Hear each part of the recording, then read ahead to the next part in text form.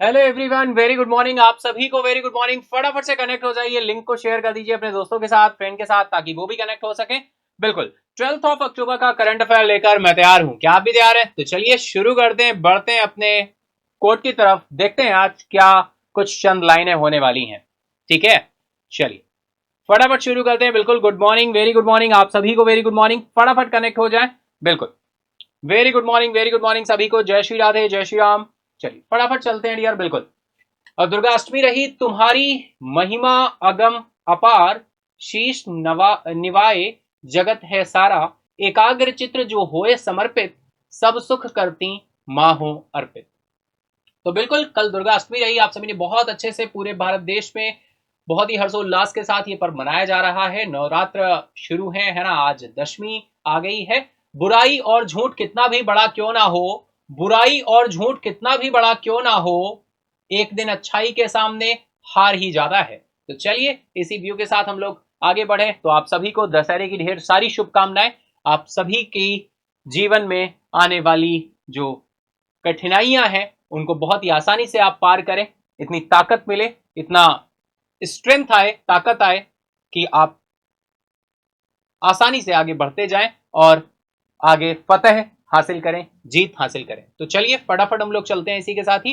अब इस देश से बुराई को खत्म करना होगा, अब इस देश से बुराई को खत्म करना होगा। आतंक, दुख, निराशा और कष्ट रूपी इस रावण को मारने के लिए अब हमें ही श्री राम जैसा बनना होगा, अब हमें ही श्री राम जैसा बनना होगा। तो चलिए दशहरे की ढेर सारी शुभकामनाएं। इसी के साथ हम शुरू करते हैं आज के सेशन को। देखते हैं आज चंद लाइनें क्या होने वाली हैं हमारे इंस्पिरेशनल पार्ट की तरफ पे। तो देखें डियर, तो शक्ति जीवन है, निर्बलता मृत्यु है, विस्तार जीवन है, संकुचन मृत्यु है, प्रेम जीवन है, द्वेष मृत्यु है। तो चलिए इसी विचार के साथ, इसी व्यू के साथ हम शुरू करते हैं आज के सेशन को। फटाफट कनेक्ट हो जाओ। आप सभी को वेरी गुड मॉर्निंग, जय श्री राम, जय श्री राधे। फटाफट से आ जाएंगे, सभी कनेक्ट हो जाएंगे। लिंक को एक बार से शेयर कर दें जिससे मैक्सिमम से मैक्सिमम पार्टिसिपेंट्स क्या हो सके, कनेक्ट हो सके। फटाफट से लिंक को शेयर करें, सेशन को लाइक करते चले, हम लोग चलते हैं। दैट इज हमेशा की तरह आप सभी जानते हैं सितंबर मंथ का मंथली सेशन अगर आपने किया है तो बहुत ही अच्छी बात है, अगर नहीं किया है तो जाकर करें, एक बार रिवीजन होगा।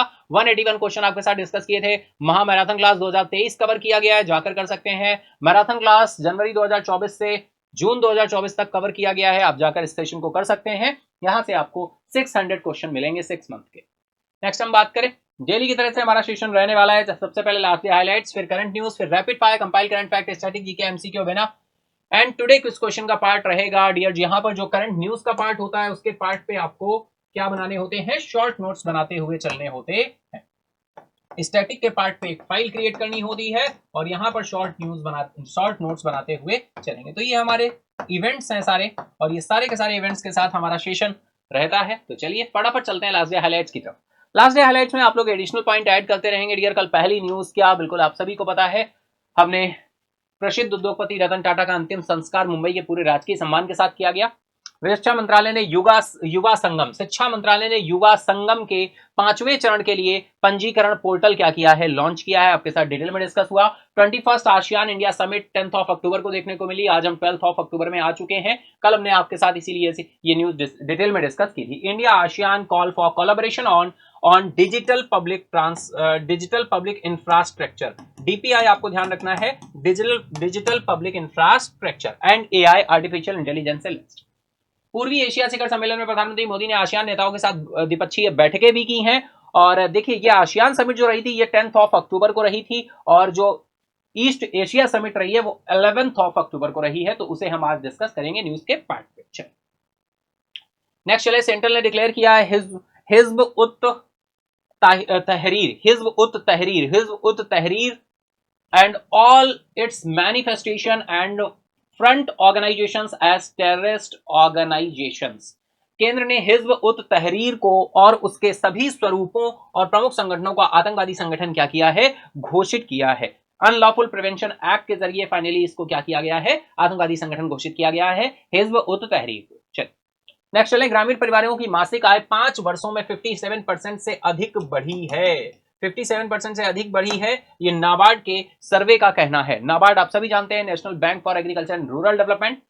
1982 में स्टैब्लिश हुआ। नाबार्ड एग्रीकल्चर की एपेक्स इंस्टीट्यूशन है, एपेक्स बैंक है। अगर हम बात करें non commercial bank, development bank या हम स्पेशलाइज बैंक के रूप में भी कंसीडर करते हैं। और नाबार्ड का हेडक्वार्टर मुंबई में है। श्री साजी केवी इसके चेयरमैन है। नाबार्ड एक स्टेचुरी बॉडी है। नाबार्ड एक्ट 1981 में आया था। नाबार्ड की इनिशियल कैपिटल 100 करोड़ थी। इस तरह के बहुत सारे पॉइंट हमने आपके साथ डिटेल में डिस्कस किए थे इस न्यूज के साथ। चलिए, सी ब्रह्मन कमेटी की रिकमेंडेशन पर इसको सेटअप किया गया था। 32 रीजनल ऑफिसेज हैं। आगे बढ़े, आरबीआई ने अविरल जैन को नया कार्यकारी निदेशक नियुक्त किया। अपॉइंटमेंट से रिलेटेड न्यूज की आपके साथ डिटेल में डिस्कस हुई। साहित्य का नोबेल पुरस्कार 2024 दक्षिण कोरियाई लेखिका हांगकांग को मिला। ठीक है, तो Nobel prize of literature has been awarded to South Korean author Han Kang. ठीक है, नोबेल प्राइज 10 दिसंबर को क्या किए जाते हैं, दिए जाते हैं। अनाउंसमेंट इनका अक्टूबर में हो जाता है और ये 10 दिसंबर को दिए जाते हैं। 10 मिलियन स्वीडिश क्रोना पहले मिलता था, लास्ट ईयर से यहाँ पे प्राइस इंक्रीज हो गया है। कैश प्राइस आपका 11 मिलियन स्वीडिश क्रोना हो गया है। पीस का नोबेल प्राइज नॉर्वे की राजधानी ओस्लो में दिया जाता है, बाकी सारे स्वीडन की राजधानी स्टॉकहोम में दिए जाते हैं। चलिए, इसी के साथ ही हम लोग एंट्री करते हैं करंट न्यूज की तरफ। करंट न्यूज के पार्ट पे चले दिया तो नेशनल न्यूज हो सकती है, tribute, important day, state news, international appointment, inauguration, launching, foundation stone या डिफेंस रिलेटेड न्यूज भी हो सकती है। या फिर हम आगे चले तो डियर आपका इंडेक्स एंड रैंकिंग से न्यूज हो सकती है, अवार्ड एंड ऑनर से, banking and economy, banking finance, business corporate, art culture, science technology, books author, GI tag and sports का पार्ट, ऑबिचरी का पार्ट भी हो सकता है। तो चलिए हम लोग चलते हैं। किसी भी न्यूज को किसी शॉर्ट पॉइंट्स में अगर आप कनेक्ट करते हैं तो बहुत ही आसानी से उसको रिकॉल कर पाते हैं, याद रख पाते हैं। थ्योरी का पार्ट जितना कम से कम होगा उतना ही आसान होगा।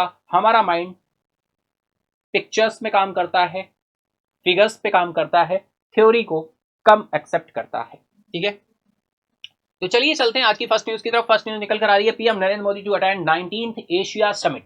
19th ईस्ट एशिया समिट रही है डियर, आपको ध्यान रखना है। 21st इंडिया आसियान समिट थी और 19th यहाँ पे आपकी ईस्ट एशिया समिट है। East Asia summit, East Asia summit है 19th East Asia summit at Vientiane in Laos, है ना। प्रधानमंत्री नरेंद्र मोदी लाओ की पीडीआर के वियंतियाने में 19वें पूर्वी एशिया शिखर सम्मेलन में क्या करेंगे, भाग लेंगे। चलिए पॉइंट्स देखते हैं one by one. Prime minister Narendra Modi will attend 19th East Asia summit in वियंतियाने लाओ PDR.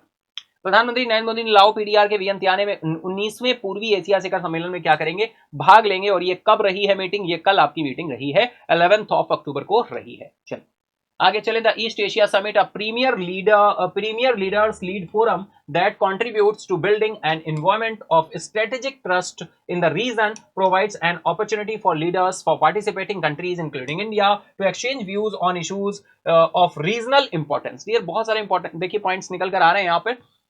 Premiere leaders lead forum को लीड किया है इन्होंने। प्रीमियर लीडर्स जो हैं, building and environment, strategic trust, region in the provides an opportunity, क्या क्या है, कंट्रीज आपस में मिलकर क्या कर सकती है, participating countries including India to exchange view issues regional importance. क्षेत्रीय रूप से ये क्या है, बहुत ही इंपॉर्टेंट है।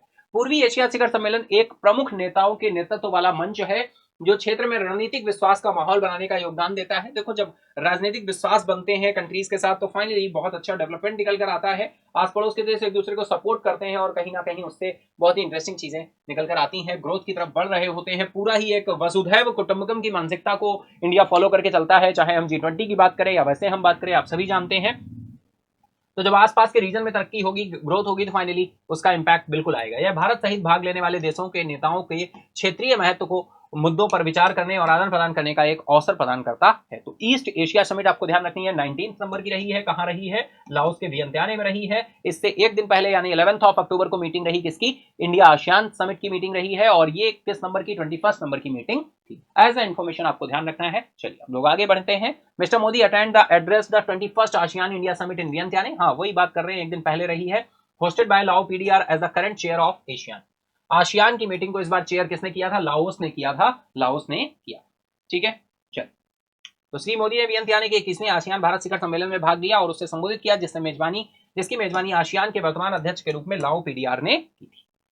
क्लियर है इतना? चलो फटाफट हम लोग चलते हैं नेक्स्ट न्यूज आ रही है। एफसीआई ने लॉन्च किया भाई, food corporation of India, FCI launch digital transformation with अन्न दर्पण इनिशिएटिव। एफसीआई ने अन्न दर्पण पहल के साथ डिजिटल परिवर्तन की क्या की है? शुरुआत की है। देखो डायरेक्टली क्वेश्चन बनेगा, अन्न दर्पण पहल अभी हाल ही में किसके द्वारा शुरू की गई है, किसके द्वारा लॉन्च किया गया है? तो एफसीआई के द्वारा इसे क्या किया गया है? लॉन्च किया गया है। डायरेक्टली आपको ध्यान रखना है, FCI launches Anna Darpan to revolutionise food supply chain management. Directly आपको ये पॉइंट ध्यान रखना होगा। ठीक है, चलिए हम लोग चलते हैं डिटेल में, देखते हैं क्या आगे पॉइंट बन रहा है।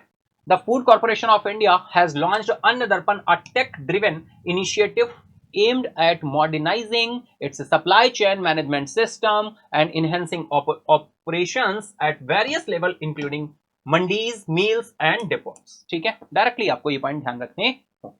ठीक है, एफसीआई की बात हो रही है, food corporation of India has launched Anna Darpan, a tech driven initiative है aimed at modernising its supply chain management system है and enhancing operations at various level including mandis, meals and depots. Clear इतना? देखो अन्न दर्पण डायरेक्टली ध्यान रखें, detail में ये सारे पॉइंट्स हैं तो आप ध्यान रख सकते हो। मॉडर्नाइज करने के लिए, सप्लाई चेन सिस्टम बनाने के लिए, है ना।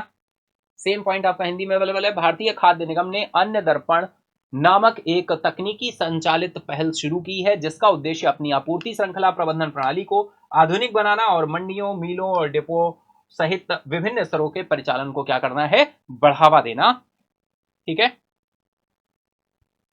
आई होप बिल्कुल इतना पॉइंट आपको क्लियर होगा। हम लोग इसी के साथ ही आगे बढ़ते चल रहे हैं। नेक्स्ट चले तो अन्न दर्पण is micro services based integrated system है जो डिजाइन किया गया है streamline operations, improve user experience, facilitate data driven decision making with in the FCI supply chain पे काम करेगा, मैनेजमेंट सिस्टम पे काम करेगा जिससे और अच्छे तरीके से क्या किया जा सके? इंप्रूव किया जा सके।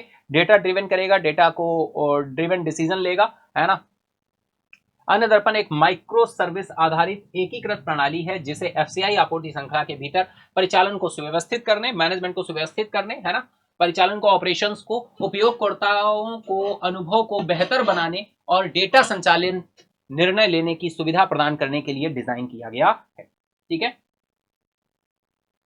आई होप बिल्कुल इतना पॉइंट आपको क्लियर होगा। ठीक है, बहुत ज्यादा नहीं आपको ध्यान रखना है। अन्न दर्पण किसके द्वारा लॉन्च किया गया है, क्या रीजन है ना, वो आपको ध्यान रखना है। एफसीआई ध्यान रखना है। चलिए हम लोग फटाफट चलते हैं नेक्स्ट न्यूज की तरफ।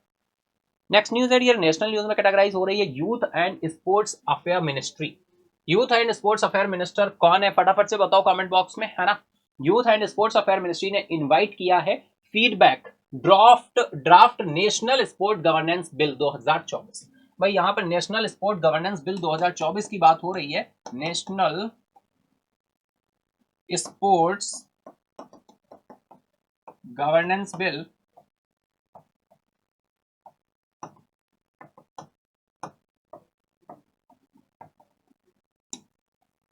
2024 युवा और एवं खेल मामलों के मंत्रालय ने युवा एवं खेल मामलों के मंत्रालय ने राष्ट्रीय खेल प्रशासन विधेयक 2024 के मसौदे पर प्रतिक्रिया क्या की है? आमंत्रित की है।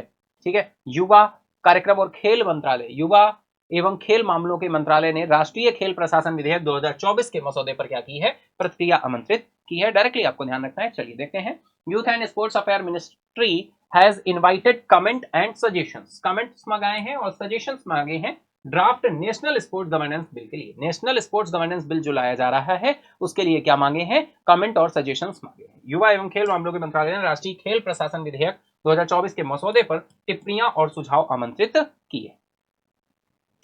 नेक्स्ट चलेंगे। The bill aims to provide for the development and promotion of sports. भाई इससे क्या होगा? बिल का एम क्या है? प्रोवाइड करना, डेवलपमेंट डेवलपमेंट हो, प्रमोशन हो स्पोर्ट्स का, है ना, वेलफेयर मेजर्स लिए जाएं स्पोर्ट्स पर्संस के लिए एंड इथिकल प्रैक्टिसेस हो in sports through good governance practices. और गुड गवर्नेंस प्रैक्टिसेस में क्या किया जाए? इसको कंसीडर किया।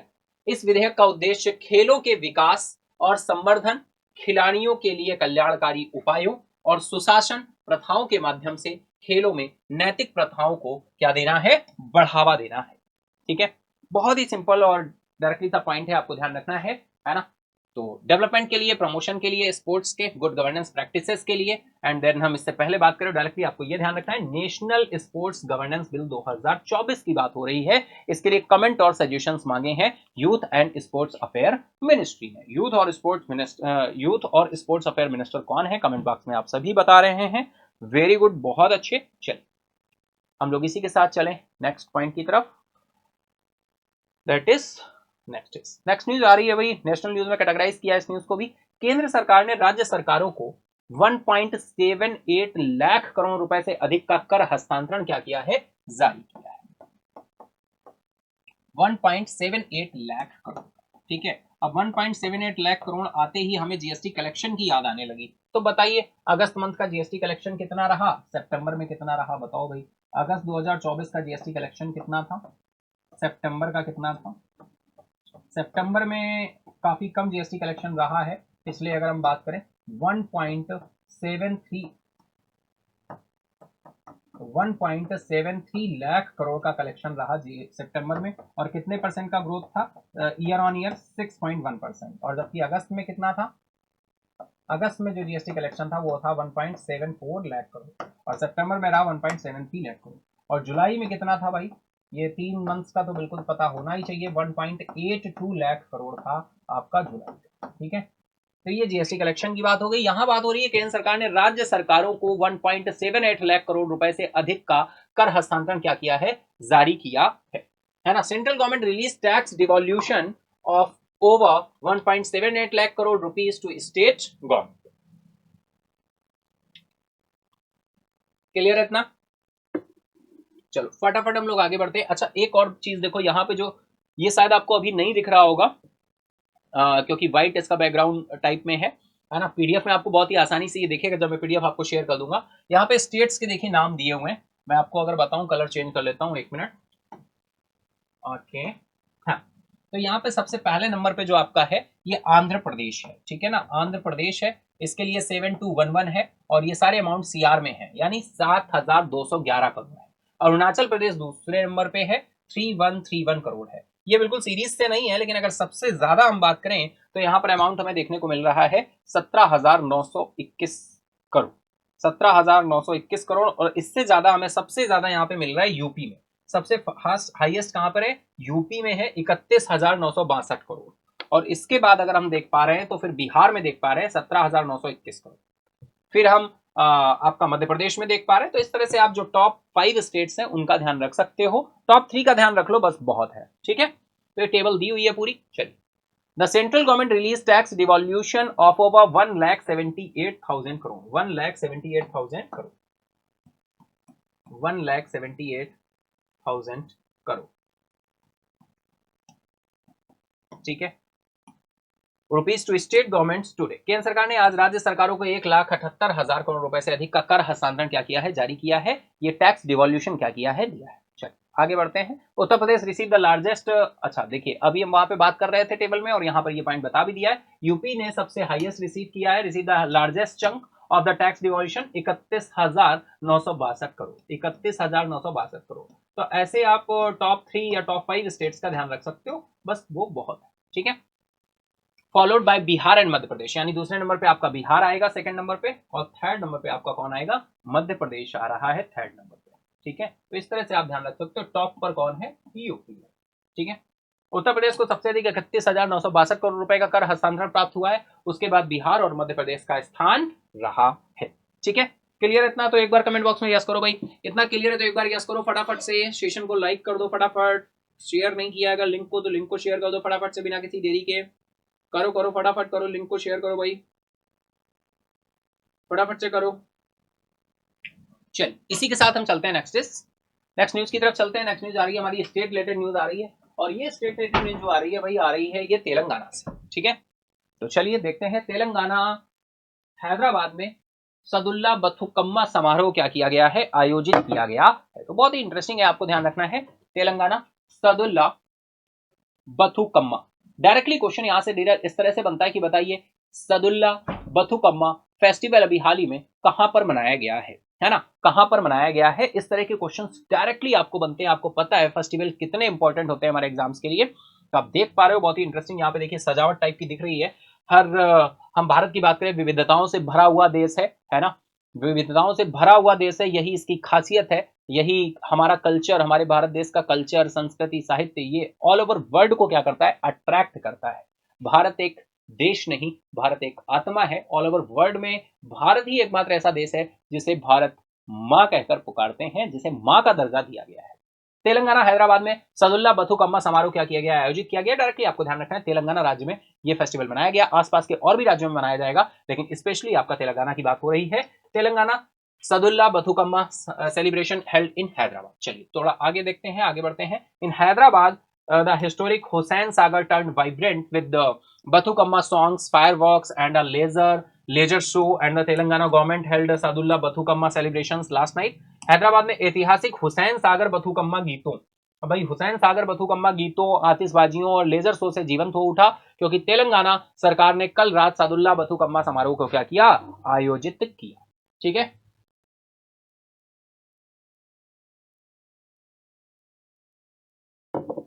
तो बहुत ही इंटरेस्टिंग तरीके से आपको ये बिल्कुल ध्यान रखना है, सदुल्ला बथुकम्मा। ठीक है, चलो आगे चलते हैं। It's mark the conclusion of the 9 day long festival of flowers. 9 day का लॉन्ग फेस्टिवल होता है, 9 दिन तक चलता है बथुकम्मा। ये 9 दिनों तक चलने वाले फूलों के त्योहार बथुकम्मा के समापन का प्रतीक है। बथुकम्मा के समापन का प्रतीक है, 9 दिन तक चलने वाला ये फेस्टिवल है और बथुकम्मा के समापन का प्रतीक है।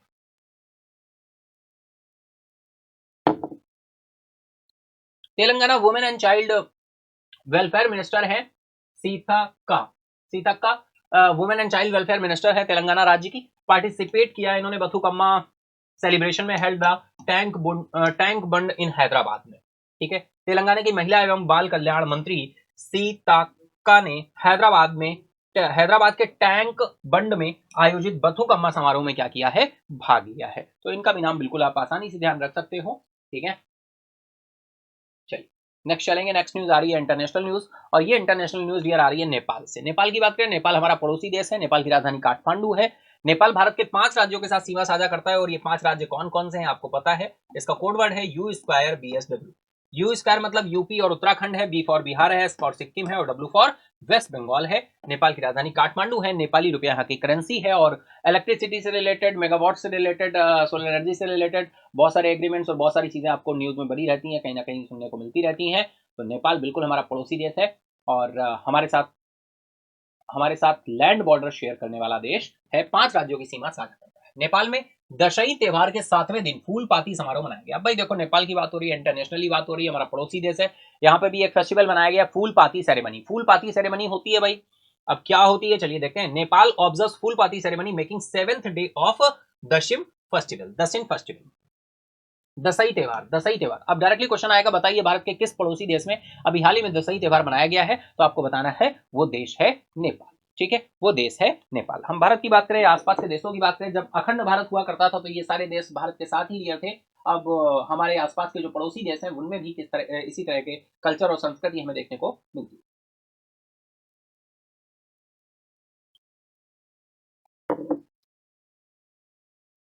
तो चलिए फटाफट चलते हैं आगे। Marking the 7th day of the ongoing 10 day long Dashain festival in Nepal in Phulpati ceremony is observe. Nepal में चल रहे 10 दिवसीय दसी त्योहार के 7वें दिन फूल पाती समारोह मनाया जाता है। नेपाल में चल रहे 10 दिवसीय दसई त्योहार। अब जैसे अपने यहाँ नवदुर्गा रहता है, तो नवदुर्गा अलग अलग नामों से, अब जैसे हमारे यहाँ जो नई फसलें कटकर आती हैं तो अलग अलग रीजन में, अलग अलग राज्यों में अलग अलग तरीके से फेस्टिवल्स मनाए जाते हैं। अगर हम बात करें नवरोज तो जम्मू कश्मीर रहता है, ओणम की बात करें तो आप समझ पा रहे हो, है ना। तो इस तरह के बहुत सारे अलग अलग नेम से अलग अलग फेस्टिवल सेलिब्रेट किया जाता है। फेस्टिवल हमने स्टैटिक पार्ट में आपके साथ डिस्कस भी किए थे, बहुत ही डिटेल में सारे फेस्टिवल आपके साथ डिस्कस हुए थे, तो वो डेटा बिल्कुल याद रखिए, कहीं ना कहीं डायरेक्टली पूछे जाते हैं, है ना।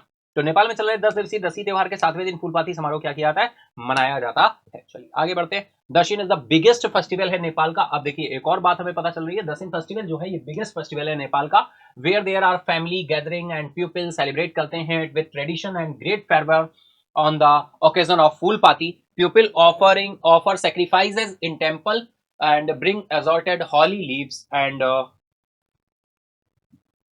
flower inside their homes।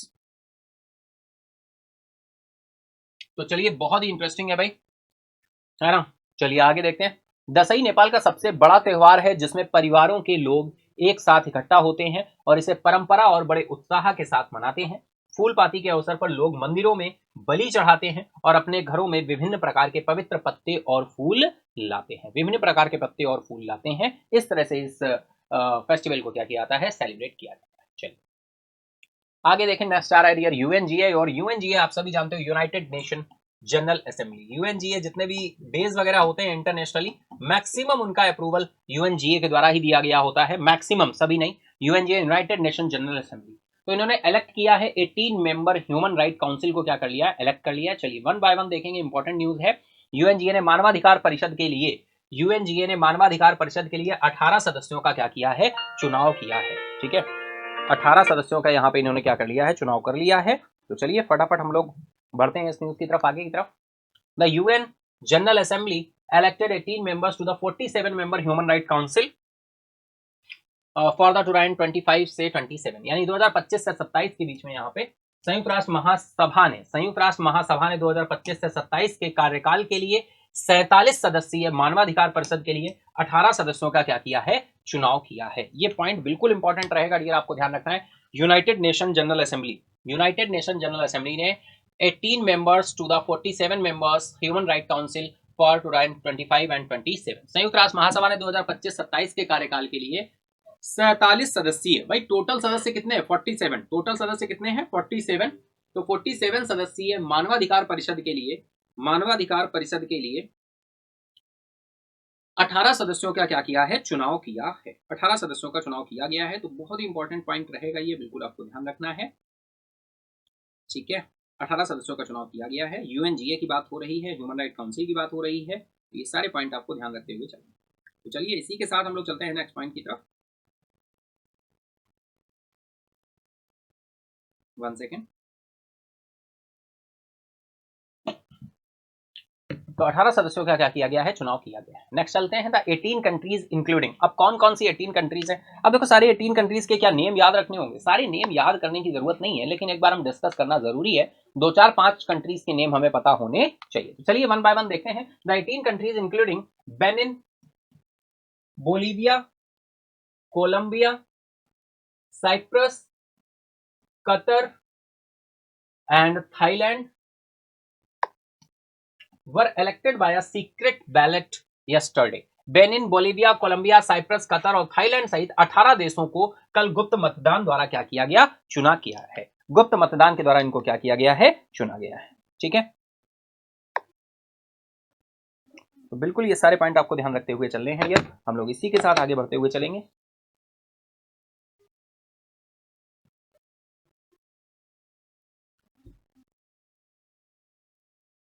ठीक है, चले, क्लियर इतना?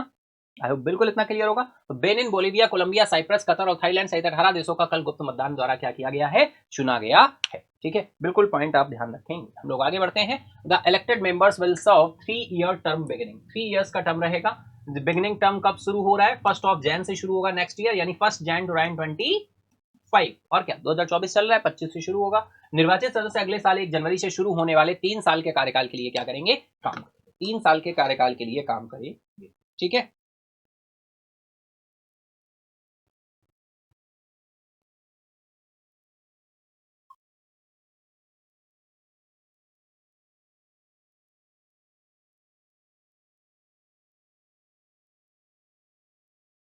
तीन साल के कार्यकाल के लिए काम करेंगे, बिल्कुल ध्यान रखना है। चलिए आगे चलते हैं। Geneva based human right council. Geneva based human right council is an intergovernmental body है within the United Nation system, responsible for promoting and protection human right around the world. Geneva स्थित मानवाधिकार परिषद जो है राष्ट्र प्रणाली के भीतर एक अंतर सरकारी निकाय है। कैसा निकाय है, अंतर सरकारी निकाय है, इंटर गवर्नमेंटल बॉडी है। इंटर गवर्नमेंटल बॉडी है Geneva based human right council जो है, Geneva based human right council जो है इंटर गवर्नमेंटल बॉडी है within the United Nation system, responsible for promote करेगा एंड प्रोटेक्ट करेगा किसको, ह्यूमन राइट को, around the world, all over around.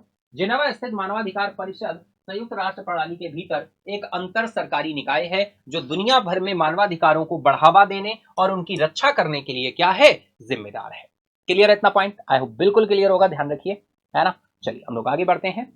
Next चले, about a third of its 47 member are replaced every year. Every year यहाँ पर members क्या होते हैं, रिप्लेस होते हैं। Ensuring that council members serve staggered 3 years term for the sake of continuity.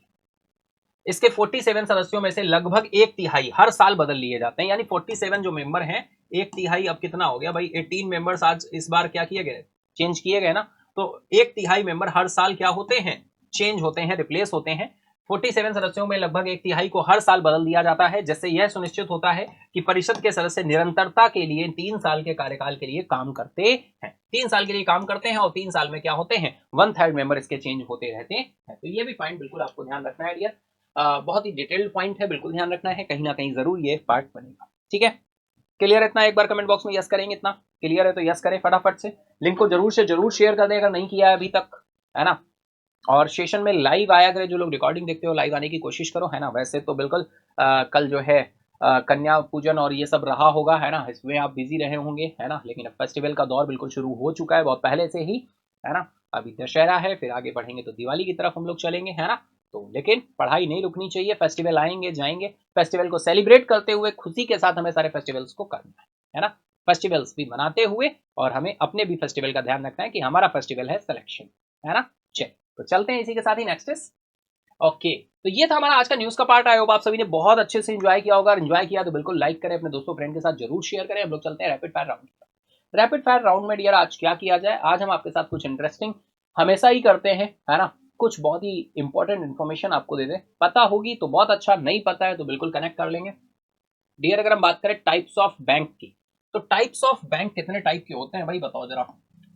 Types of bank फटाफट से आप लोग कमेंट बॉक्स में बताते चलोगे, मैं भी साथ में बताता चलूंगा। टाइप्स ऑफ बैंक की बात करें डियर तो देयर आर टू टाइप्स आते हैं, है ना। एक होते हैं फाइनली आपके शेड्यूल्ड बैंक, शेड्यूल्ड बैंक, और दूसरे आपके आते हैं जो शेड्यूल्ड नहीं होते। अब जो शेड्यूल्ड नहीं होते वो कौन होते हैं, उनको हम अनशेड्यूल्ड बैंक बोल देते हैं, अनस्केड्यूल्ड बैंक। अब अनशेड्यूल्ड बैंक का अगर कोई एग्जांपल पूछा जाए तो क्या होगा, जो बैंक शेड्यूल्ड नहीं है वो अनशेड्यूल्ड है। और तो अनशेड्यूल्ड बैंक में एग्जांपल में अगर हम बात करें एज अ एग्जांपल, तो हम लोकल एरिया बैंक को रख सकते हैं। हम एक बैंक है स्टेट बैंक ऑफ सिक्किम, ये आप एज अ एग्जांपल ध्यान रख सकते हो। स्टेट बैंक ऑफ सिक्किम जो है ये शेड्यूल्ड बैंक नहीं है। इसके बाद हम बात करें डियर शेड्यूल बैंक कौन से होते हैं, जो बैंक आरबीआई एक्ट 1934 जो है, आरबीआई एक्ट 1934 जो है उसमें उसके सेकंड शेड्यूल में, उसके किस शेड्यूल में, सेकंड शेड्यूल में, सेकंड शेड्यूल के सेक्शन 2E में क्या है, मेंशन है, राइट डाउन है,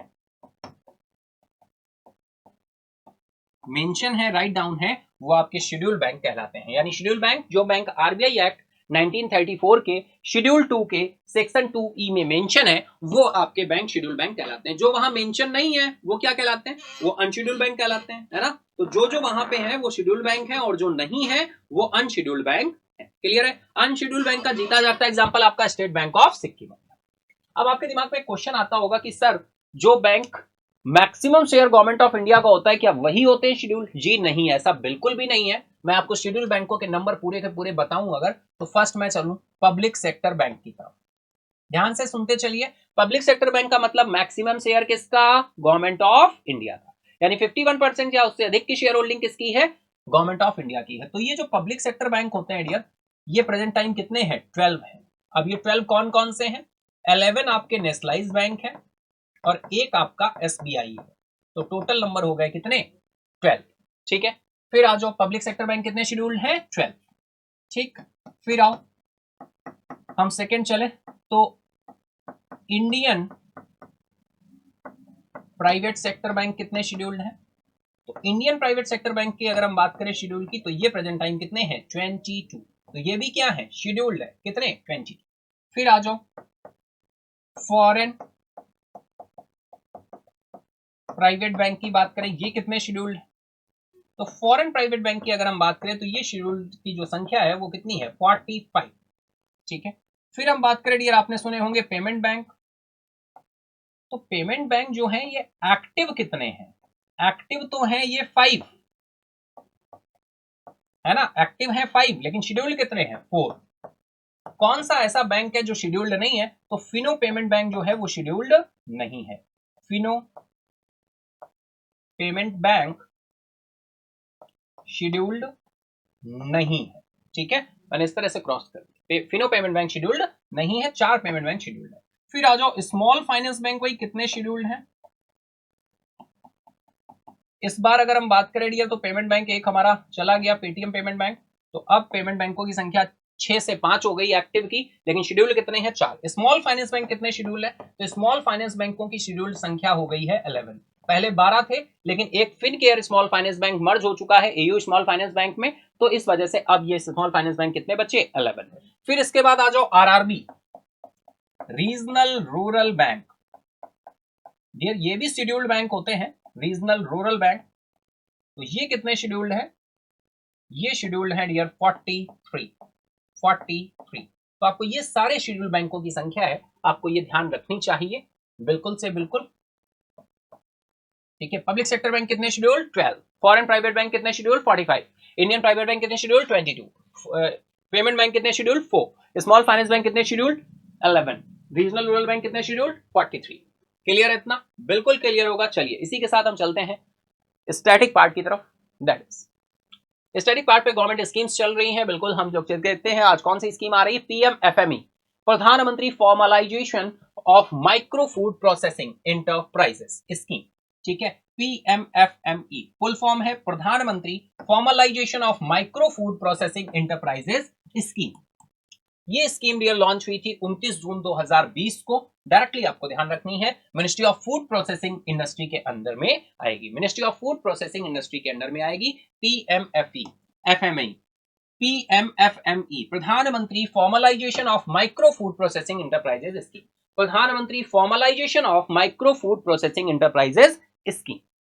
नेक्स्ट चलेंगे, सेकंड आ रहा है पीएमएमएसवाई, प्रधानमंत्री मत्स्य संपदा योजना, प्रधानमंत्री मत्स्य संपदा योजना, ये डियर लॉन्च हुई थी 10 सितंबर 2020, 10 सितंबर 2020, पीएमएमएसवाई प्रधानमंत्री मत्स्य संपदा योजना 10 सितंबर 2020। डिपार्टमेंट ऑफ फिशरीज के अंडर में, क्लियर है। तो ये दो स्कीम है, धीरे धीरे हम लोग स्कीम को खत्म करने की तरफ आगे बढ़ रहे हैं, है ना। बहुत ही जल्दी स्कीम खत्म करेंगे तो हम लोग कुछ और शुरू करेंगे। क्या शुरू करना है फिर आप लोग अपनी राय दीजिएगा, अपनी एडवाइस दीजिएगा, बताइएगा, फिर तो हम शुरू करेंगे, देखेंगे उसके बाद फिर हम क्या शुरू करते हैं, ठीक है। स्टैटिक पार्ट, लेकिन अभी अप्रॉक्स मुझे लगता है हफ्ता 10 दिन लगेगा अभी स्कीम्स को खत्म होने में, ठीक है। करने को तो एक दिन में कर सकते हैं, लेकिन एक दिन में डियर बर्डन हो जाता है बहुत ज्यादा, अगर एक साथ दे दोगे। ऐसे तो स्टैटिक में बहुत भरा हुआ है, अगर एक साथ हम ले लेंगे तो फिर उतना फायदा नहीं करेगा। जैसे दवा लेनी है ना 2 टाइम, डॉक्टर ने बोला 3 टाइम लेनी है, सुबह दोपहर शाम, हम कहते हैं एक ही बार में ले लेते हो, है ना। तो फिर वही चीज है, जितना हजम हो उतना थोड़ा थोड़ा, जितना हम डाइजेस्ट कर पाए, जितना हम अपने दिमाग में चीजों को रख पाए, उतनी ही हमें लेनी चाहिए, और उस कैपेसिटी का पता हम ही लगाएंगे, कोई और नहीं लगाएगा। चलिए हम लोग चलते हैं आगे, एमसीक्यूज की तरफ बढ़ते हैं, देखते हैं आज के एमसीक्यू क्या रहने वाले। तो फर्स्ट एमसीक्यू आ रहा है, बुलंदशहर जिले के गुलावटी कस्बे के लिए एक स्वीकृत सीवरेज परियोजना की अनुमानित लागत क्या है, बताना है आपको। आपके साथ डिटेल में डिस्कस हुआ था dear. What is the estimated cost of sewerage project approved for Gulaothi town Bulandshahr district. अब आप कहेंगे सर ये भी सब याद रखना पड़ेगा, जी हाँ बिल्कुल, स्टेशन में रहता है, न्यूज में रहता है डियर, पूछ दिया जाता है, तो फटाफट बताइए कितना अमाउंट है। बहुत ही सिंपल सा क्वेश्चन है, अगर आप न्यूज में रहे हो तो बिल्कुल बता पाओगे। करो करो आंसर करो, फटाफट करो, बिना किसी देरी के करो, ठीक है। सभी को पार्टिसिपेट करना है, सभी कमेंट बॉक्स में अपने आंसर्स करते चलेंगे। तो चलिए चलते हैं आंसर की तरफ। यहां पर राइट आंसर जो निकल कर आ रहा है डियर, वो आ रहा है 51 करोड़, ऑप्शन बी आपका राइट हो जाएगा 51 करोड़। चलिए नेक्स्ट इज, प्रयागराज में अर्थ गंगा केंद्र के निर्माण और रेलवे स्टेशन छिवकी की ब्रांडिंग के लिए कितनी राशि आवंटित की गई है। 51 करोड़ है, 26 करोड़ है, 265 करोड़ है, या 2 करोड़ है, फटाफट बताइए। टाइम स्टार्ट है आप सभी का। बहुत अच्छा क्वेश्चन है भाई। What amount was allocated for the construction of the Arth Ganga Center and branding of railway station Chivki in Prayagraj? 51 crore, 26 crore, 265 crore, या फिर 2 करोड़। करो करो आंसर करो, फटाफट करो, बिना किसी देरी के करो, ठीक है। चले हम लोग, तो चलिए चलते हैं आंसर की तरफ, लेकिन उससे पहले आंसर करना है आप सभी को, करते चलो भाई, करो करो फटाफट। तो राइट आंसर निकल कर आ रहा है डियर आपका 2 करोड़, ऑप्शन बी आपका राइट हो जाएगा 2 करोड़। चलिए नेक्स्ट चलते हैं। नेक्स्ट, अप्रैल जून 2024 तिमाही के लिए भारत के लिए रिपोर्ट की गई वास्तविक जीडीपी वृद्धि दर क्या थी? What was the reported real GDP growth rate for India for the April June 2024 quarter? फटाफट आंसर करें, टाइम स्टार्ट है। अप्रैल जून 2024 तिमाही के लिए भारत के लिए रिपोर्ट की गई वास्तविक जीडीपी वृद्धि दर क्या है? फटाफट से आपको बताना है, टाइम स्टार्ट है बिल्कुल, आंसर करते चलिए।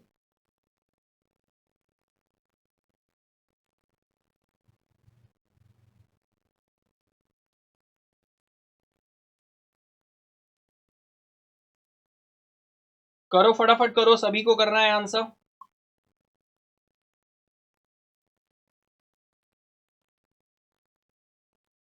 चलिए चलते हैं आंसर की तरफ, देखते हैं राइट आंसर क्या होने वाला है। तो राइट आंसर आपका निकल कर आ रहा है 6.7%। ऑप्शन ए आपका राइट हो जाएगा, 6.7%। ठीक है, ये परसेंटेज बिल्कुल पूछे जाते हैं, ध्यान रखना होगा। देखिए परसेंटेज से डरा मत करिए, थोड़ा सा अगर आप फोकस करना शुरू कर दोगे, ध्यान देना शुरू कर दोगे, तो बहुत ही आसानी से क्या रख पाओगे, ध्यान रख पाओगे। ठीक है, तो उसको टेंशन मत लिया करो, बस ये रखा करो कि हमें ध्यान रखना है और हम आसानी से उसे ध्यान रख पाएंगे। ठीक है, चले।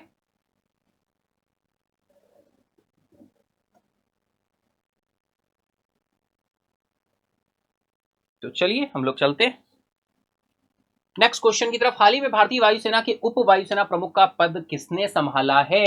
करिए answer. Who is recently taken over as the deputy chief of the air staff of the Indian air force? बहुत ही सिंपल सा क्वेश्चन, आपके साथ कई बार डिस्कस हो चुका है ना। हाल ही में भारतीय वायुसेना के उप वायुसेना प्रमुख का पद किसने संभाला है? एयर मार्शल विवेक राम चौधरी जी हैं, एयर मार्शल तजेंद्र सिंह हैं, एयर मार्शल राकेश भदौरिया जी हैं, एयर मार्शल करमवीर सिंह जी हैं। करो आंसर करो, टाइम स्टार्ट है आप सभी का, आंसर करते चलो।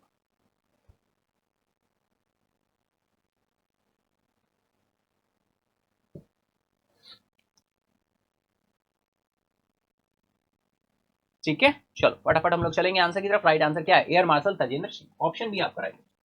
ठीक है, चल next question. Air marshal Tejinder Singh को कौन से पदक से सम्मानित किया गया है? Which medal has air marshal Tejinder Singh been awarded?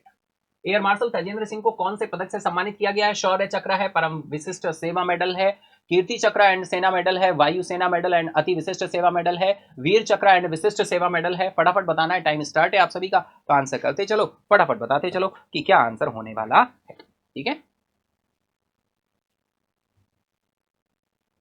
तो चलते हैं आंसर की तरफ। राइट आंसर यहां पर हो जाएगा वायु सेना मेडल, वायु सेना medal and Ati Vishisht Seva medal. Option C आपका राइट हो जाएगा, वायु सेना medal and Ati Vishisht Seva medal. Option C is right. Clear है, चलो चलते हैं next is, who inaugurated the national conference of district judiciary?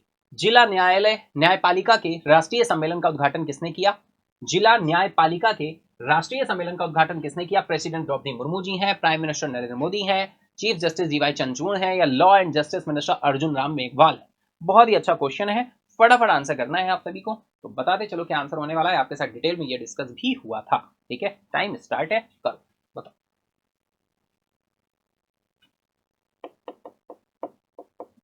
ठीक है, करो।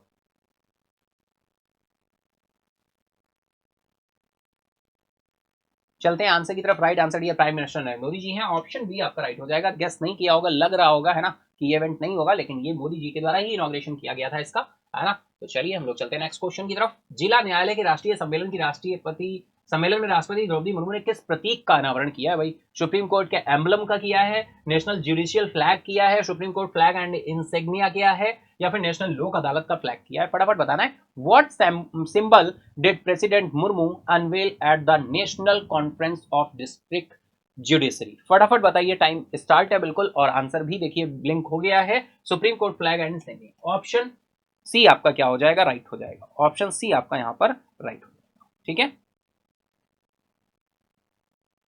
तो चलिए हम लोग फटाफट आगे बढ़ते चलते हैं। इंडिया पोस्ट पेमेंट बैंक ने अपनी स्थापना के बाद से कितने बैंक खाते खोले हैं? How many bank account have been opened by India post payment bank since it inception? फटाफट बताएं, टाइम स्टार्ट है आपका। 5 करोड़, 9.88 करोड़, 12 करोड़, या फिर 15 करोड़? ऑप्शन आपके सामने अवेलेबल है, आपको आंसर करना है फटाफट से, तो बिल्कुल बताइए क्या आंसर होने वाला है यहां पर। ठीक है, करो करो आंसर करो भाई, सभी करो। सेशन को लाइक करते चले, अगर पसंद कर रहे हैं बिल्कुल लाइक करते चले। बिल्कुल यार, आप सभी को पता है सेशन क्या है, हाँ पता है ना, हाँ बिल्कुल ठीक है। लेकिन कोई नहीं, जब हॉलीडे रहता है तो फाइनली इस तरह से हमें देखने को मिलता है सेशन, है ना। लेकिन फिर हम लोग बिल्कुल लाइव तो मिलते ही हैं। कभी कभी रहता है कि हमें रिकॉर्डिंग के साथ आना होता है, या कोशिश करेंगे कि रहेगा फिर भी हम लाइव ही रहें, हॉलीडे रहे तब भी हम लाइव रहें, उसके लिए हम क्लास ले सकते हैं, कर सकते हैं, ठीक है। तो आगे हम कोशिश करेंगे, ठीक है। चलिए बताएं, आंसर की तरफ चलेंगे। 9.88 करोड़, ऑप्शन बी आपका राइट हो जाएगा। लेकिन फिर स्क्रीन मेरी छोटी हो जाएगी, मैं छोटा सा यहाँ पे दिखूंगा, है ना, तब ठीक है। चले आंसर की तरफ, चलो चलते हैं नेक्स्ट। मयंक चक्रवर्ती ने अपना दूसरा जीएम नॉर्म किस देश में जीता है? Which country did Mayank Chakraborty win his second GM norm? Greece है, इंडिया है, स्पेन है, रशिया है? बताओ फटाफट बताओ, आंसर करो भैया, क्या आंसर होने वाला है? टाइम स्टार्ट है आप सभी का। मयंक चक्रवर्ती ने अपना दूसरा जीएम नॉर्म किस देश से जीता है? Which country did Mayank Chakraborty win his second GM norm? करो आंसर फटाफट, हम चलेंगे आंसर की तरफ, लेकिन उससे पहले आपको आंसर करना होगा, है ना। बताओ, ग्रीस है, इंडिया, स्पेन, रशिया? तो ये बहुत ही फेमस रहा था, पॉपुलर रहा था, ग्रीस में हुआ था। ऑप्शन ए आपका राइट हो जाएगा, ठीक है। चलो next, what is Mayank Chakravarthy current FIDE rating? FIDE rating कितनी थी इनकी भैया? फिडी रेटिंग कितनी थी बताइए, मयंक चक्रवर्ती की वर्तमान फिडी रेटिंग क्या थी? 2375, 2500, 2431, 2450? करो करो आंसर करो, फटाफट करो, बताओ। चलेंगे हम लोग आंसर की तरफ, देखते हैं राइट आंसर क्या होने वाला है। राइट आंसर यार यहाँ पर है 2431, ऑप्शन सी आपका राइट हो जाएगा, 2431, ठीक है। 2431 आपका राइट। चलिए इसी के साथ ही चलते हैं नेक्स्ट इज। तो नेक्स्ट इज, अब हम चलेंगे कैसे मिलती है पीडीएफ। तो ये था हमारा क्वेश्चन आंसर्स का पार्ट। आई होप आप सभी ने बहुत अच्छे से एंजॉय किया होगा। एंजॉय किया तो लाइक करें, अपने दोस्तों फ्रेंड के साथ जरूर शेयर करें। पीडीएफ के लिए आप नेम सर्च करोगे आयुष अग्निहोत्री टेलीग्राम पे, तो आपको ग्रुप मिल जाएगा, वहां से जाके आप ज्वाइन कर सकते हो ग्रुप को ज्वाइन कर लोगे, उसी पे पीडीएफ मिल जाएगी। वहां से ना मिले नेम से तो आप ईएम थिंक टैंक टाइप करेंगे, @ विदाउट एनी स्पेस, डायरेक्टली आप ग्रुप पे पहुंच जाएंगे, ठीक है। EM think tank without any space. PDF download यहां से भी कर सकते हो, देखिए आपका यूट्यूब पे ही टाइटल के डिस्क्रिप्शन में मोर करेंगे एंड अगेन मोर करेंगे, यहाँ पे जाएंगे डाउनलोड पीडीएफ के आगे लिंक लगा होगा, लिंक नहीं लगा तो वेट करें, हमारी टेक्निकल टीम जैसे ही ऐड करेगी आपको मिल जाएगा। और वेट करने से अच्छा है कि आप टेलीग्राम पे ऐड हो जाए, वहां से जाके पीडीएफ को ले सकते हैं, ठीक है। यहाँ पे लिंक आ गया, लिंक कब आ जाएगा तो लिंक पे टच करेंगे, एक नया पेज ओपन होगा, इस पेज पे जाएंगे तो यहाँ पे डेट मिल जाएगी, आगे जाएंगे तो डेट टाइटल लिखा होगा, टाइटल पे टच करेंगे तो पीडीएफ डाउनलोड होना शुरू हो जाएगी, ऊपर से स्क्रॉल करके देखेंगे तो पीडीएफ आपको डाउनलोड होके मिल जाएगी, तो ठीक है। तो इस तरह से आप पीडीएफ को ले सकते हो। चलिए नेक्स्ट चलते हैं विनर अनाउंसमेंट की तरफ। देखें डियर, कल का जो क्वेश्चन था उसका आंसर क्या था? तो राइट आंसर है गुजरात, ऑप्शन बी आपका राइट है। Gujarat has solidified its position as India's petro capital due to its significant advancements in the petrochemical sector. This includes the presence of the world's largest grassroots oil refinery and a cutting-edge petrochemical complex. Question था किस राज्य ने भारत की petro राजधानी का खिताब अर्जित किया है ना। Which state has earn the title of India's petro capital? Option थे महाराष्ट्र, गुजरात, तमिलनाडु, आंध्र प्रदेश। तो राइट आंसर था आपका गुजरात, ऑप्शन बी आपका क्या था? राइट था यहाँ पे, ऑप्शन बी आपका राइट था, गुजरात। चलिए चलते हैं विनर अनाउंसमेंट की तरफ, देखते हैं आज के विनर कौन रहने वाले हैं, आज दशहरे के दिन कौन हमारा विनर होने वाला है। तो चलिए फटाफट चलते हैं अपने विनर अनाउंसमेंट की तरफ। आज के हमारे फर्स्ट विनर निकलकर कौन आ रहे हैं? विनर तो आप सभी हो, लेकिन आज का रिकॉग्निशन किसे मिल रहा है देखते हैं। आज के हमारे फर्स्ट विनर निकलकर आ रहे हैं राहुल कुमार, रिया अग्रहरी, सीनू तिवारी। कॉन्ग्रेट्स, वेल डन, बहुत अच्छे। राहुल कुमार, रिया अग्रहरी, सीनू तिवारी, कॉन्ग्रेट्स, ये हमारे आज के फर्स्ट विनर है, कॉन्ग्रेट्स। चलिए इसी के साथ ही हम लोग चलते हैं नेक्स्ट सेकंड विनर की तरफ। सेकंड विनर में नाम किसका निकल कर आ रहा है? तो चलिए फटाफट देखते हैं। सेकंड विनर में नाम निकल कर आ रहा है चंदन दलाई, फ्यूरियस गीतांजलि और खुशबू शर्मा है और ज्योति कुमारी पटना। ज्योति कुमारी पटना, खुशबू शर्मा, फ्यूरियस गीतांजलि, चंदन दलाई, कॉन्ग्रेट्स, वेल डन, बहुत अच्छे। ये हमारे आज के सेकंड विनर है डियर। चलते हैं थर्ड विनर की तरफ। थर्ड विनर में नाम निकल कर आ रहा है किसका? विजय लक्ष्मी जी हैं, विकास हैं, Tripurari Mishra. Vijay Lakshmi, Vikas, Tripurari Mishra, congrats, well done, बहुत अच्छे। ये हमारे आज के थर्ड विनर है, congrats dear, congrats, well done, बहुत अच्छे। चलिए इसी के साथ हम चलते हैं आज के वॉलंटियर्स की तरफ। वॉलंटियर में देखते हैं कौन निकल कर आ रहा है। वॉलंटियर्स में नाम निकल कर आ रहा है मां शीतला, संताली केड और कमलेश कुशवाहा जी हैं। वेरी गुड डियर, बहुत अच्छे, वेल डन, बहुत अच्छे। ये हमारे आज के वॉलंटियर्स हैं, कॉन्ग्रेट्स डियर, वेल डन, बहुत अच्छे। तो चलिए चलते हैं आज के क्विज क्वेश्चन की तरफ, देखते हैं आज का क्विज क्वेश्चन क्या होने वाला है। इसका आंसर मेन कमेंट बॉक्स में आपको देना होगा सेशन एंड अप होने के बाद। तो चलते हैं आज के क्विज क्वेश्चन की तरफ, टुडे क्विज क्वेश्चन की तरफ रन करते हैं।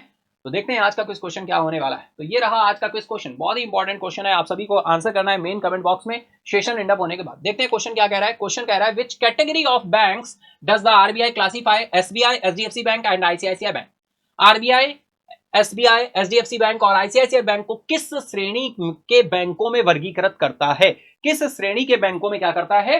वर्गीकृत करता है, आपको बताना है। ऑप्शन दिए हुए domestically significant investment bank DSIB, domestic systematically important bank DSIB, short form वही आएगा लेकिन यहां पे एब्रीविएशंस आपको देखने होंगे कि क्या है सही, right. Domestically secured investment bank या फिर डोमेस्टिकली स्टेबल इन्वेस्टमेंट बैंक। तो मेन कमेंट बॉक्स में आपको इसका आंसर करना है। और भाई देखो, शॉर्ट में नहीं चलेगा, डीएसआईबी तो सभी में लिखा है, आपको पूरा राइट स्पेलिंग के साथ क्या करना होगा? टाइप करना होगा। जो राइट स्पेलिंग के साथ सबसे पहले टाइप करेगा उसी तरीके से हम कंसीडर करेंगे, आधे अधूरे से काम नहीं चलेगा, ठीक है।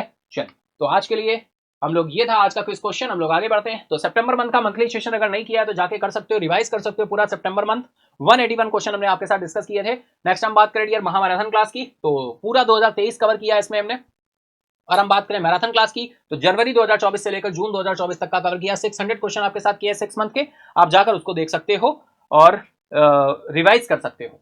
नेक्स्ट हम चले तो बिल्कुल यार, एंड अगेन आप सभी को दशहरे की ढेर सारी शुभकामनाएं, बहुत सारी शुभकामनाएं डियर। आप सभी जानते हैं बुराई पर अच्छाई की जीत के लिए मनाया जाने वाला ये पर्व, कहीं ना कहीं हम सभी के अंदर जो भी बुराइयां हैं उनको हमें खत्म करना चाहिए। और हर साल हम बुराइयों को खत्म करते हैं। देखिए, लाइफ हमेशा बैलेंस में रखनी चाहिए, बहुत ज्यादा एक्सट्रीम में हमें नहीं जाना चाहिए किसी भी चीज के, है ना। तो अपनी कमियां और अपनी चीजों को आप तभी देख पाएंगे जब आप एनालिसिस करेंगे, ऑब्जर्व करेंगे, अपने आप को चेक करेंगे, है ना। कोई इसी और को चेक करने की जरूरत नहीं है, आपको खुद अपने आप को देखना चाहिए, है ना। बुरा जो देखन मैं चला, बुरा ना मिलिया कोई, जब दिल खोजा आपड़ा तो मुझसे बुरा ना कोई। ये वाला कॉन्सेप्ट आप रखेंगे तो आप बहुत तेजी के साथ इंप्रूव करेंगे। इसका फायदा किसी और को नहीं, आपको खुद मिलने वाला है। लेकिन ये बहुत बड़ी चीज है, हम कहते हैं बदलाव होना चाहिए, चेंज होना चाहिए, शुरुआत होनी चाहिए, लेकिन वो शुरुआत हमसे नहीं औरों से होनी चाहिए। हमारी मानसिकता मैक्सिमम ये होती है, लेकिन हमारी मानसिकता ये होनी चाहिए कि शुरुआत तो हमसे होगी, जिसको लगेगा वो करेगा, लेकिन मैं तो ऐसे ही चलूंगा, मैं तो ऐसे ही करूंगा, मैं बदलाव लाऊंगा, मैं चेंज लाऊंगा, है ना। कई बार ये बातें किताबी लगती हैं, लेकिन एक बार सोच के देखिए और कदम उठाइए, जरूर आपको ताकत मिलेगी, स्ट्रेंथ मिलेगी और आप अपने रास्ते पर आगे निकल जाएंगे, भीड़ से अपने आप को अलग कर पाएंगे और इस कंपटीशन के माहौल में बहुत आगे निकल जाएंगे। अगर हम बात करें लेजेंडरी इंडस्ट्रियलिस्ट रतन टाटा जी की, तो आप देख लीजिए इंडस्ट्रियलिस्ट को उठाकर, रतन टाटा के आगे और पीछे, दाएं और बाएं कोई नहीं खड़ा होता है। वो एक ऐसी पर्सनालिटी है कि उनके जैसा कोई नहीं हो सकता। तो ऐसा बनने की कोशिश करनी है। तो चलिए, एंड अगेन एक बार फिर से आप सभी को दशहरे की ढेर सारी शुभकामनाएं। हम मिलेंगे कल फिर सुबह संडे में 7 बजे वीकली करंट अफेयर्स के सेशन के साथ। तो जुड़ना ना भूलें, 51 प्लस क्वेश्चन आपके साथ डिस्कस करेंगे। तो आज के लिए इतना ही। Thank you everyone, good bye, take care, जय Hind.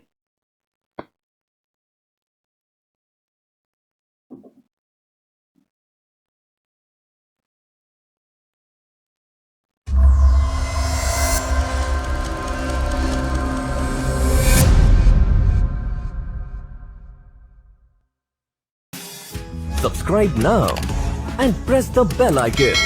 Never miss an update.